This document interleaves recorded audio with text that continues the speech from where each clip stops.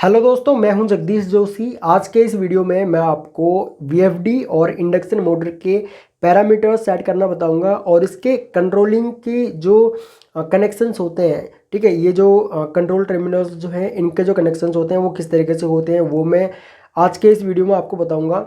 VFD parameter किस तरीके से सेट करते हैं और इनपुट आउटपुट के कनेक्शंस और इस वीएफडी के बारे में जो बेसिक डिटेल्स हैं या फिर इस वीएफडी के क्या क्या स्पेसिफिकेशंस हैं उनकी मैंने एक ऑलरेडी वीडियो बना रखी है। अगर आपने वो वीडियो नहीं देखी है तो प्लीज़ आप एक बार उस वीडियो को देख लो एंड उसके बाद फिर आप इस वीडियो को कंटिन्यू करना। अगर आप लोगों को पीएलसी प्रोग्रामिंग या फिर ऑटोकैड इलेक्ट्रिकल बिल्कुल बेसिक टू एडवांस सीखना है तो आप लोग हमारे एंड्रॉयड ऐप को डाउनलोड कर सकते हो एंड वहाँ से आप लोग पीएलसी प्रोग्रामिंग, एचएमआई प्रोग्रामिंग या फिर वीएफडी के किस तरीके से हम लोग कनेक्शन या पैरामीटर्स वगैरह सेट करते हैं और ऑटोकैड इलेक्ट्रिकल बिल्कुल बेसिक टू एडवांस अगर आप लोगों को सीखना है तो आप लोग बिल्कुल कोर्सेज अपने ज्वाइन कर सकते हो। कोर्सेज से रिलेटेड अगर आपको कोई भी डिटेल्स चाहिए तो आप लोग हमें व्हाट्सएप पे मैसेज करके कोर्सेज की डिटेल्स ले सकते हो। तो यहाँ पे देखो, मैंने कुछ कनेक्शंस यहाँ पे किए हुए हैं। लास्ट का जो वीडियो था अपना वीएफडी का, वहाँ पे मैंने आपको इनपुट और आउटपुट इतने कनेक्शंस मैंने आप लोगों को बताए थे। ठीक है, ये जो कंट्रोलिंग में मैंने 3 वायर कनेक्ट की हैं, ये 3 वायर्स हम लोगों ने ये लास्ट वीडियो में कवर नहीं किया था और बाकी हम लोगों ने मोटर के पैरामीटर्स सेट किए थे अपनी वीएफडी में। ठीक है, यहाँ पे देखो, सबसे पहले मैं आप लोगों को कनेक्शन समझाता हूँ, उसके बाद फिर मैं आपको मैनुअल से इसके बाकी के जो पैरामीटर्स हैं उनको मैं समझाऊंगा।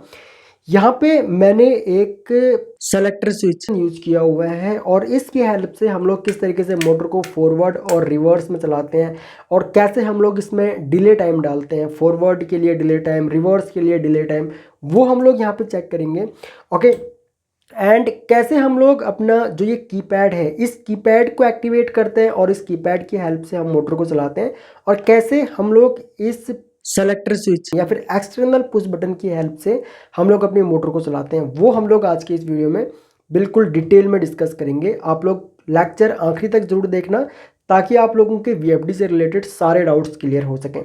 अब देखो, यहाँ पे हम लोगों ने क्या काम किया हुआ है, यहाँ पे देखोगे आप तो हमारी वीएफडी में कुछ कंट्रोलिंग के लिए टर्मिनल्स होते हैं। जैसे कि यहाँ पे जो डिजिटल इनपुट्स हैं वो DI1 यानी कि D1, D2, D3, D4, D5 यानी कि डिजिटल इनपुट 1 से लेकर के 5 तक के कुछ डिजिटल इनपुट्स हैं। यहाँ पे 10 वोल्ट एंड एनालॉग इनपुट 1, ये जो 2 हैं आपके और एक ये ग्राउंड है। इससे आप लोग क्या काम कर सकते हो, एक्सटर्नल पोर्ट यूज कर सकते हो या फिर पोटेंशियोमीटर एक्सटर्नल यूज कर सकते हो।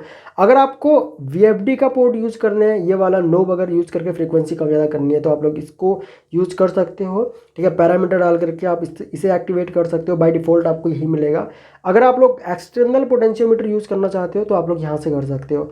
अगर आप लोग एनालॉग प्रोग्रामिंग करना चाहते हो पीएलसी से, अगर आप लोग इसको कंट्रोल करना चाहते हो एनालॉग इनपुट की हेल्प से, इसको अगर एनालॉग इनपुट देना है तो आप लोग 10 वोल्ट एंड 20 मिली एम्प्स यानी कि 0 to 10 वोल्ट और 0 to 20 मिली एम्प्स आप लोग इसको कंट्रोलिंग कर सकते हो। यहाँ पे A+ और B- ये RS-485 का टर्मिनल है। यहाँ पे आप लोग RS-485 का जो कम्युनिकेशन केबल है पीएलसी से आप लोग इसको कंट्रोल कर सकते हो। ये आपका इथरनेट पोर्ट है, अगर आप चाहो तो इथरनेट पोर्ट की हेल्प से भी इस वीएफडी को कंट्रोल कर सकते हो। यहाँ पे मैंने आपको बताया था ब्रेकिंग के भी यहाँ पे 2 टर्मिनल्स दिए हुए हैं। बाकी यहाँ पे देखो, मेन चीज़ जो है वो हमको मिलती है मैनुअल में। ठीक है, तो अगर मैं आपको यहाँ पे मैनुअल दिखाऊं तो मैनुअल में भी देखो साफ साफ लिखा हुआ है यहाँ पे RST, ये हमारा 3 फेज 380 वोल्ट पावर इनपुट है। अब यहाँ पे ये वाला मॉडल हमारे पास जो है वो सिंगल फेस वाला मॉडल है। सेम आपको वीएफडी 3 फेस मॉडल की भी मिलेगी CNC की, तो वहाँ पे आप लोग आपको RST मिलेगा। आउटपुट UVW, जो कि UVW मैंने यहाँ पे कनेक्ट किया हुआ है एंड इससे मोटर कनेक्ट की हुई है। और P+ और BR ये ब्रेकिंग के लिए है, यहाँ पे डिजिटल इनपुट्स दिए हुए हैं। और 10 वोल्ट और यहाँ पे आपका एनालॉग 1 और ग्राउंड, ये आपका एक्सटर्नल पोर्ट के लिए है। और यहाँ पे जो आपका एनालॉग जो वोल्टेज है यानी कि यहाँ पे 0 to 10 वोल्ट, ठीक है, आउटपुट वोल्टेज ये 0 to 10 वोल्ट है। और सेम करंट है यहाँ पे आपका 0 to 20 मिली एम्प्स। इसको आप लोग यूज करके पीएलसी से आप लोग इसको कंट्रोल कर सकते हो। ओके, एंड यहाँ पे open circuit collector output terminals है और यहाँ पे एक्सटर्नल आप लोगों को एक TA और TC टर्मिनल, रिले आउटपुट 1 ये टर्मिनल मिल जाएगा। A+ और B- ये आपको RS-485 का कम्युनिकेशन यहाँ पे टर्मिनल मिल जाएगा। ठीक है। अब यहाँ पे देखो कुछ पैरामीटर्स होते हैं, मैंने लास्ट वीडियो में आप लोगों को जो पैरामीटर्स बताए थे वो मैंने आप लोगों को मोटर के पैरामीटर बताए थे कि हम लोग मोटर के पैरामीटर्स किस तरीके से सेट कर सकते हैं। ठीक है, यहाँ पे देखो कुछ पैरामीटर्स होंगे हम लोगों के पास मोटर से रिलेटेड। ओके, तो वो पैरामीटर्स मैंने आप लोगों को लास्ट वीडियो में बताए थे, और आज के इस वीडियो में हम लोग क्या काम करेंगे, हम लोग ये जो अपना सेलेक्टर स्विच है इसकी हेल्प से हम लोग पैरामीटर्स को सेट करेंगे। मैं सबसे पहले इसका इनपुट यहाँ पे जो MCV है इसको ऑन कर देता हूँ। MCV ऑन करते ही यहाँ पे देखो अभी फ़िलहाल LOC लिखा हुआ है। ठीक है, LOC का मतलब ये है कि अभी हमारा जो ये M फंक्शन है ना, ये वाली की अभी हम लोगों की एक्टिवेट नहीं है। देखो मैं अभी यहाँ पे मोटर को मान के चलो रन करता हूँ, मोटर हमारी रन हो गई, और ये इसका एक्सीलरेशन टाइम है 0 से लेकर के और 50 हर्ट्ज तक पहुंचने में, या फिर 0 RPM से मैक्सिमम RPM तक पहुंचने में मोटर को कितना टाइम लग रहा है, वो इसका यहाँ पे एक्सीलरेशन टाइम है। अगर मैं इस बटन को यहाँ पे यूज़ करता हूँ तो इस बटन की हेल्प से हम लोग मोटर को फॉरवर्ड या रिवर्स में चला सकते हैं। तो मोटर पहले ऑफ होगी, ठीक है, बिल्कुल 0 फ्रीक्वेंसी पे आएगी, एंड उसके बाद आपकी मोटर जो है वो रिवर्स में चलेगी। अब ये देखो यहाँ पे मैं एक काम करता हूँ, मैं इस सेलेक्टर स्विच को यहाँ पे यूज़ करता हूँ, यहाँ पे मैं इसको ऑफ करता हूँ। ठीक है, सबसे पहले, एंड उसके बाद जो ये M फंक्शन वाला की है इसको मैं यहाँ पे लेके आता हूँ। LOC ये वाला इंडिकेटर हमारा ऑन होना चाहिए। ठीक है, एंड उसके बाद यहाँ पे मैंने एक काम और कर रखा है, मैंने इसमें एक्सीलरेशन और डी एक्सीलरेशन टाइम जो है वो बढ़ा रखा है इसका। ओके, एंड जब हम लोग मोटर को फॉरवर्ड में चलाएंगे तो फॉरवर्ड में चलाने पे कितनी देर के बाद मोटर ऑन होनी चाहिए वो मैंने कुछ पैरामीटर इसमें सेट कर रखे हैं। तो अभी मोटर हमारी मान के चलो फॉरवर्ड में चल रही है, अगर मैं इसको ऑफ़ करता हूँ तो मोटर 10 सेकंड के बाद ऑफ होगी हमारी। ऑफ़ किया तो देखो 10 सेकंड के बाद मोटर ऑफ होगी, और ये 10 सेकंड का मैंने एक्सीलरेशन टाइम डाला हुआ है। ओके, एंड अगर मैं अब यहाँ पे मोटर को मान के चलो रिवर्स में चलाता हूँ, तो रिवर्स में चलाने के बाद भी, यानी कि रिवर्स में जब मैं इसको करूँगा तो उस कंडीशन में भी क्या होगा, अपना जो मोटर है वो 10 सेकंड के बाद रिवर्स में जाएगा। ओके, तो ये सब चीज़ें कैसे होती हैं वो हम लोग आज के इस वीडियो में कवर करते हैं। मान के चलो अभी हम लोगों का जो ये डिजिटल इनपुट 1 और 2 ये जो टर्मिनल है, इन टर्मिनल्स के लिए जो हमारे पास पैरामीटर हैं वो यहाँ पे दिए हुए हैं। ठीक है, अगर आप लोग देखोगे तो यहाँ पे देखो ये पैरामीटर दिया हुआ है अपना P400, एंड यहाँ पे digital input 1 terminal function selection लिखा हुआ है, एंड ये डिजिटल इनपुट 2 टर्मिनल सिलेक्शन लिखा हुआ है। यहाँ पे 0 से लेकर के 20 फंक्शंस हैं आप लोगों के पास। अब यहाँ पे इतने आप लोग सेटिंग्स कर सकते हो, यानी कि नो फंक्शन बाय डिफ़ॉल्ट आपको यहाँ पे 1 फॉरवर्ड मिलेगा। D1 पे अगर आप लोग सप्लाई दोगे तो यहाँ पे आप लोगों को फॉरवर्ड में मोटर चलेगी। 2 पे अगर आप लोग यहाँ पे D1 या फिर अगर आप लोग D2 पे सप्लाई दोगे तो वहाँ पे आपकी मोटर जो है वो रिवर्स में चलेगी, क्योंकि बाय डिफ़ॉल्ट यहाँ पे 2 सेलेक्ट है। ओके, अब सिर्फ यहाँ पे पुश बटन कनेक्ट करके और वायर यहाँ पे दे करके सिर्फ इतने से आपका जो मोटर है वो फॉरवर्ड और रिवर्स में नहीं चलेगा। उसके लिए हमको यहाँ पे कुछ पैरामीटर सेट करने होंगे। तो पैरामीटर क्या होगा अपना, वो यहाँ पे दिया हुआ है, मैं आपको वो दिखा देता हूँ एक बार। ठीक है, तो मैनुअल देखो, मैनुअल बहुत इंपॉर्टेंट होता है। अगर आप लोग किसी भी VFD के कनेक्शन कर रहे हो या फिर किसी भी मशीन के अगर आप लोग कनेक्शन कर रहे हो तो वहाँ पे मैनुअल बहुत ही इंपॉर्टेंट होता है। यहाँ पे अगर आप लोग देखोगे तो यहाँ पे लिखा हुआ है कि जो मल्टी फंक्शन का जो अपना ये की है, ठीक है, इसके जो सिलेक्शन करना है हमको वो P701 से करना है। ओके, तो यहाँ पे अगर आप लोग देखोगे तो मैं पैरामीटर पे जाता हूँ, एंड यहाँ पे मैं P7 करता हूँ, P7 डालता हूँ, एंटर मारता हूँ, एंड यहाँ पे मैं एक काम करता हूँ, यहाँ पे मैं P701 करता हूँ, एंटर मारता हूँ, यहाँ पे फ़िलहाल 1 है। ओके, अगर आप लोग यहाँ पे P701 इस पैरामीटर को देखोगे तो यहाँ पे लिखा हुआ है कि मल्टी फंक्शन की डिसेबल्ड। अगर आप लोग 1 पे करोगे तो ये switch over between operation panel control है, इसका मतलब कि हम एक्सटर्नल यहाँ पे यूज़ कर रहे हैं। अगर आप लोग यहाँ पे switch over between forward and rotation and reverse rotation यहाँ पे 2 डाल देते हो, मान लीजिए 2 डालो, एंटर प्रेस करो, एंड उसके बाद यहाँ पे एग्जिट हो जाओ। ठीक है, और उसके बाद एक और हम लोगों के पास यहाँ पे पैरामीटर होता है, और वो पैरामीटर है यहाँ पे हम लोगों के पास P002। ठीक है, ये है कमांड सोर्स सिलेक्शन का, ऑपरेशन पैनल कंट्रोल या फिर टर्मिनल कंट्रोल। अगर आप लोग ऑपरेशन पैनल कंट्रोल पे क्लिक करते हो तो इसका मतलब ये होगा आपका यहाँ पे ये जो बटन है वो आपका यहाँ पे एक्टिवेट हो जाएगा। मैं यहाँ पे जाता हूँ और इसको 0 करता हूँ, ठीक है। 0 करने के बाद यहाँ पे हम लोग 2 डालते हैं, एंटर प्रेस करते हैं। फिलहाल यहाँ पे 1 है, मैं इसको 0 करता हूँ, एंटर प्रेस करता हूँ, प्रोग्राम से एग्जिट होते हैं। अब की बार देखो यहाँ पे मैं मोटर को फॉरवर्ड में चलाता हूँ, ठीक है। फॉरवर्ड में चलाने के बाद अब मैं इस बटन की हेल्प से मोटर को रिवर्स में चलाऊँगा, ठीक है। तो मैं इसको देखो रिवर्स में चलाता हूँ, तो पहले ये 0 फ्रीक्वेंसी होगी इसकी, एंड 0 फ्रीक्वेंसी होने के बाद फिर ये आपका मोटर जो है वो रिवर्स में चलेगा, ठीक है। और ये फॉरवर्ड रिवर्स वाला ये भी यहाँ पे ब्लिंक कर रहा है, ठीक है। आपका मोटर ऑफ हुआ एंड मोटर ऑफ होने के बाद अब आपका मोटर यहाँ पे रिवर्स में चलेगा। सेम अगर आप लोग अगेन यहाँ पे मान के चलो बटन प्रेस कर देते हो तो अब फिर से सेम वही कंडीशन होगी, मोटर आपकी ऑफ होगी एंड ऑफ होने के बाद फिर आपकी मोटर जो है वो रिवर्स में चलेगी, ठीक है।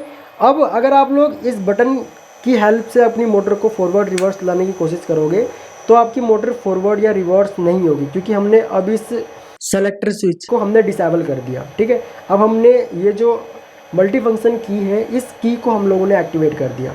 अब इस बटन की हेल्प से या फिर इस सेलेक्टर स्विच से आप लोग अपनी VFD को कंट्रोल नहीं कर पाओगे, क्योंकि हम लोगों ने इसके पैरामीटर जो है वो चेंज कर दिए।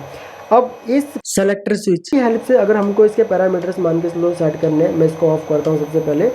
तो यहाँ पे सबसे पहले P0 एंड यहाँ पे मैं P002 पैरामीटर को यहाँ पे 1 करता हूँ, ठीक है। 1 करने के बाद एंटर प्रेस करते हैं, यहाँ पे हम लोग एग्जिट होते हैं। और उसके बाद यहाँ पे हम लोग एक काम करते हैं, P7 पे जाते हैं, एंटर प्रेस करते हैं और P701 पे क्लिक करते हैं, ठीक है। इसको मैं ऑफ़ कर देता हूँ यहाँ से। और 1 पे जाने के बाद एंटर प्रेस करते हैं और यहाँ पे हम लोग 1 कर देते हैं इसको, ठीक है। फ़िलहाल अपना मोटर जो है वो रन है, 2 मिनट इसको ऑफ हो लेने दो, उसके बाद हम लोग इसको चेक करेंगे, ठीक है। इसके पैरामीटर हम लोग चेंज करेंगे, ओके। तो यहाँ पे P701 अगर आप लोग देखोगे तो यहाँ पे मैं एक काम करता हूँ, P7 पे जाता हूँ, P701 एंटर प्रेस करते हैं और यहाँ पे हम लोग इसको चेंज करते हैं, 1 कर देते हैं, एंटर प्रेस करते हैं, प्रोग्राम से हम लोग एग्जिट हो जाते हैं, ठीक है। मोटर देखना हमारी ऑन हो जाएगी। हमने यहाँ पे पैरामीटर्स डाले हुए हैं तो इसीलिए वो पैरामीटर में क्या है कि 10 सेकंड का डिले ले रहा है और 10 सेकंड के डिले के बाद आपका जो मोटर है मोटर फॉरवर्ड या रिवर्स में जा रहा है। तो इस तरीके से आप लोग अपने VFD के यहाँ पे कुछ पैरामीटर सेट कर सकते हो। और अगर आप लोगों को जो फॉरवर्ड रिवर्स का जो डिले टाइम है अगर आप लोगों को वो चेंज करना है तो आप लोग उस टाइम को भी यहाँ पे चेंज कर सकते हो। उस टाइम को चेंज करने के लिए यहाँ पे देखो P435 जो डिजिटल इनपुट 1 है उसका डिले टाइम अगर आपको चेंज करना है तो P435 पे जाना पड़ेगा। मैं इसको ऑफ़ कर देता हूँ सबसे पहले, ठीक है। एंड उसके बाद हम लोग यहाँ पे आते हैं प्रोग्राम में एंड यहाँ पे P4 पे क्लिक करते हैं, एंटर प्रेस करते हैं एंड उसके बाद यहाँ पे 35 पे जाते हैं, ठीक है। तो मैं यहाँ पे 5 पे जाता हूँ एंड यहाँ पे मैं एक काम करता हूँ, 3 पे जाता हूँ, एंटर प्रेस करता हूँ। तो यहाँ पे 5 सेकंड का टाइम है, मैं इसको थोड़ा सा कम करता हूँ, ठीक है। मैं इसको 1 कर देता हूँ, तो ये हो गया अपना 1। एंड उसके बाद हम लोग यहाँ पे एंटर प्रेस करते हैं और उसके बाद हम लोग एक काम करते हैं, या फिर एक काम करता हूँ मैं यहाँ पे एंटर प्रेस करता हूँ और हम लोग एक काम करते हैं, इसको जो 5 है 5 में इसको हम लोग 2 कर देते हैं, ठीक है। और यहाँ पे इसको एक काम करता हूँ मैं 35 एंटर और इसको भी मैं यहाँ पे 2 कर देता हूँ, ठीक है। 2 सेकंड का डिले, ताकि फॉरवर्ड से रिवर्स और रिवर्स से फॉरवर्ड में जब मोटर हमारी शिफ्ट हो तो थोड़ा सा 2 सेकंड का टाइम ले, ठीक है। उसके बाद शिफ्ट होना चाहिए। मोटर हमारी यहाँ पे ऑन हो गई। अब यहाँ पे देखो जो हमारा एक्सेलरेशन और डी एक्सेलरेशन का जो टाइम है वो भी काफ़ी ज़्यादा है, 10 सेकंड का टाइम डाल रखा था मैंने, तो मैं उसको भी थोड़ा सा कम कर देता हूँ, उसके बाद आप लोगों को सही से देखने को मिलेगा। तो मैं यहाँ पे P0 पैरामीटर पे एंटर करता हूँ एंड यहाँ पे हम लोग एक काम करते हैं, P17 पे जाते हैं, P017 पे, ठीक है। और यहाँ पे मैं 1 करता हूँ, एंटर प्रेस करता हूँ। यहाँ पे देखो ये 10 है, यानी कि ये एक्सीलरेशन टाइम है, ठीक है। यहाँ पे मैं 0 करता हूँ एंड उसके बाद यहाँ पे मैं एक काम करता हूँ, 2 डाल देता हूँ, ठीक है। एंटर प्रेस करता हूँ, P018 ये डी एक्सीलरेशन टाइम है, तो डी एक्सीलरेशन टाइम को भी हम लोग एक काम करते हैं, थोड़ा सा कम कर देते हैं, एंटर प्रेस करते हैं और प्रोग्राम से हम लोग एग्जिट हो जाते हैं। अब आप लोग देखना, मैं सेलेक्टर स्विच को यहाँ पे ऑन करता हूँ, ठीक है। तो अभी हमारा 0 से 50 हर्ट्ज पहुंचने में मोटर को ज़्यादा टाइम नहीं लग रहा, सिर्फ 2 सेकंड का टाइम लग रहा है। ऑफ़ करेंगे तो तुरंत ऑफ हो जाएगा, ठीक है। और रिवर्स में चलाएंगे मोटर को तो हमारी मोटर जो है वो रिवर्स में चलने लग जाएगी, ठीक है।